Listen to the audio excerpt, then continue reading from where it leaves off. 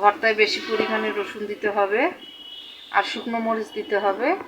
এই দুইটা আমরা ফির ভেজে নিব তেলে, ভেজে নিয়ে তারপর ভর্তায় দিব।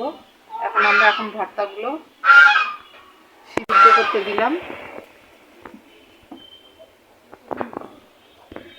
একটু পানি দিয়ে নিব।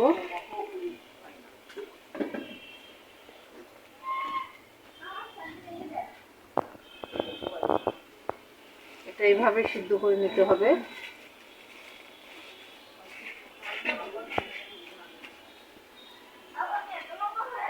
একটু চাপা দিয়ে দেব।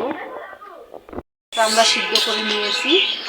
সিদ্ধ করার পর কালারটা কীরকম আসছে পাতাটার, এখন সিদ্ধ কিন্তু হয়ে গেছে। এখন আমরা পানিটা ঝরাই নিব, নিয়ে একটু হালকা করে ভেজে নেব তেলে। এখন আমরা সামান্য পরিমাণ তেল দিব, বেশি না, সামান্য একটু তেল দিতে হবে। দিয়ে নিলাম তেলটা। এখন সুন্দর করে একটু নেড়ে চেড়ে নেব।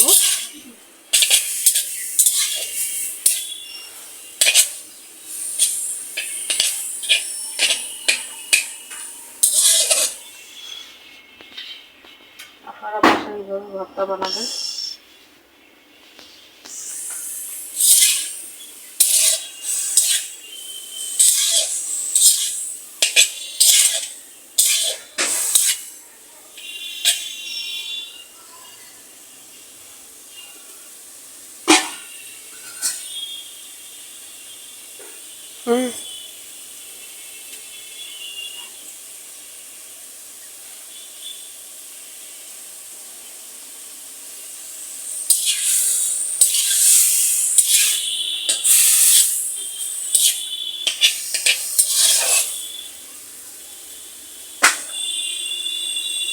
বলো, আমাদের কুমড়ো পাতাটা হয়ে গেছে প্রায়। এখন আমরা তুলে নিলাম।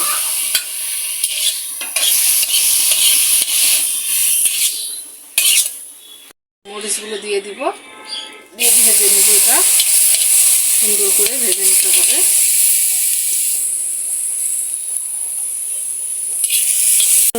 এই যে দেখুন, আমাদের রসুন আর মরিচগুলো ভাজা হয়ে গেছে।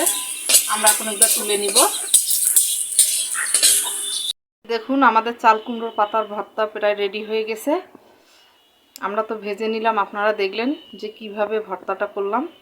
শুধু বাটানোটা দেখাই নাই, তবে আপনারা জেনেই নেবেন যে বাটতে হবে ভর্তাটা। তাই আমরা এখন শিলনোড়ায় বেটে নিলাম। এভাবে ভর্তা করবেন, ভর্তা করে খেয়ে দেখবেন, খুবই একটা স্বাদের ভর্তা। শুধু ভর্তা দিয়ে ভাত খাবেন, অন্য কিছুর আর প্রয়োজন হবে না। আর আপনাদেরকে যদি আমাদের ভিডিওটা অবশ্যই ভালো লেগে থাকে, তো অবশ্যই লাইক, কমেন্ট, সাবস্ক্রাইব করে দিবেন।